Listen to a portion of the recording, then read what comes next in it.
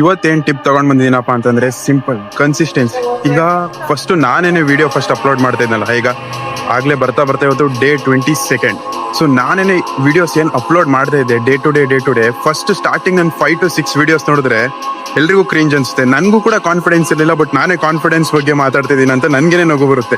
ಆದ್ರೆ ಈಗ ನೋಡಿದ್ರೆ ಎಷ್ಟು ಜನ ಇದ್ದಾರೆ ಅಂದ್ರೆ, ಈಗ ಬಸ್ ಸ್ಟ್ಯಾಂಡ್ ಅಲ್ಲಿ ವಿಡಿಯೋ ಮಾಡ್ತಿದ್ದೀನಿ ನಾನು, ಎಷ್ಟೋ ಜನ ನೋಡ್ತಾ ಇದ್ದಾರೆ ನನ್ನನ್ನ, ಯಾರಿಗೂ ಇವನು ಹುಚ್ಚಾನು ಅನ್ಕೋತಾ ಇದ್ದಾರೆ. ಆದ್ರೆ ನೀವು ಏನ್ ಗೊತ್ತಾ, ನಿಮ್ಮ ಕಾನ್ಫಿಡೆನ್ಸ್, ಕಮ್ಯುನಿಕೇಶನ್ ಇಲ್ಲ ಯಾವ್ದ್ರಲ್ಲೇ ಆಗ್ಲಿ ನೀವು ಇಂಪ್ರೂವ್ ಆಗ್ಬೇಕು ಅಂತಂದ್ರೆ ಫಸ್ಟ್ ನೀವು ಕನ್ಸಿಸ್ಟೆನ್ಸಿ, ಡೇ ಟು ಡೇ 1% ಅದು ಎಫರ್ಟ್ ಎಷ್ಟಾಗ್ತೀರ ಅನ್ನೋದು ಮ್ಯಾಟ್ರ್ ಆಗಲ್ಲ. ಡೈಲಿ 1% ನೀವು ಇಂಪ್ರೂವ್ ಆಗೋದ್ರಿಂದ ನೀವು ಏನು ಕಮ್ಯುನಿಕೇಶನ್ ಆಗಿರ್ಬೋದು, ಇಲ್ಲ ಯಾವುದೇ ಫೀಲ್ಡಲ್ಲಿ ಆಗಿರ್ಬೋದು, ನಿಮ್ಮ ಬಿಸ್ನೆಸ್ ಆಗಿರ್ಬೋದು, ಇಲ್ಲ ಕಮ್ಯುನಿಕೇಶನ್ ಆಗಿರ್ಬೋದು, ಇಲ್ಲ ಕಾನ್ಫಿಡೆನ್ಸ್ ಆಗಿರ್ಬೋದು, ಯಾವ್ದ್ರಲ್ಲೇ ಆದ್ರೂ ನೀವು 1% ಡೈಲಿ ಇಂಪ್ರೂವ್ ಆಗೋದ್ರಿಂದನೇ ನೀವು ಬೆಟರ್ ಆಗೋಕೆ ಸಾಧ್ಯ. ಇಲ್ಲ ಅಂತಂದ್ರೆ ಯಾವುದೇ ಕಾರಣಕ್ಕೂ ಆಗಲ್ಲ. ಸೊ ನಾನು ಇದೇ ರೀತಿ ಡೈಲಿ ಒಂದೊಂದು ವಿಡಿಯೋ ಅಪ್ಲೋಡ್ ಮಾಡ್ತಾ ಇವತ್ತು ಡೇ 22 ಆಗೋಗಿದೆ.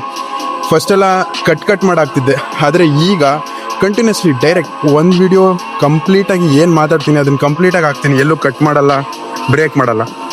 ಇದೇ ರೀತಿ ನೀವು ಕನ್ಸಿಸ್ಟೆನ್ಸಿ ಬಿಲ್ಡ್ ಮಾಡ್ಕೊಂಡ್ರೆ ನೀವು ಯಾವುದೇ ಫೀಲ್ಡಲ್ಲಿ ನೀವು ಹುಡುಕ್ತಾ ಇರ್ಬೋದು. ಈಗ ಯಾವುದೇ ಫೀಲ್ಡಲ್ಲಿ ನೀವು ಕಮ್ಯುನಿಕೇಷನ್ ಆಗಿರ್ಬೋದು, ಇಲ್ಲ ಕಾನ್ಫಿಡೆನ್ಸ್ ಆಗಿರ್ಬೋದು, ಇದನ್ನು ಇಂಪ್ರೂವ್ ಮಾಡೋದಕ್ಕೆ ಈಸಿಯಾಗಿ ಮಾಡ್ಬೋದು. ಒನ್ ಈಸ್ ಕನ್ಸಿಸ್ಟೆನ್ಸಿ ಅಷ್ಟೇ. ಎಷ್ಟೋ ಜನ ನನ್ನನ್ನು ನೋಡ್ತಾ ಇದ್ದಾರೆ ಇಲ್ಲಿ.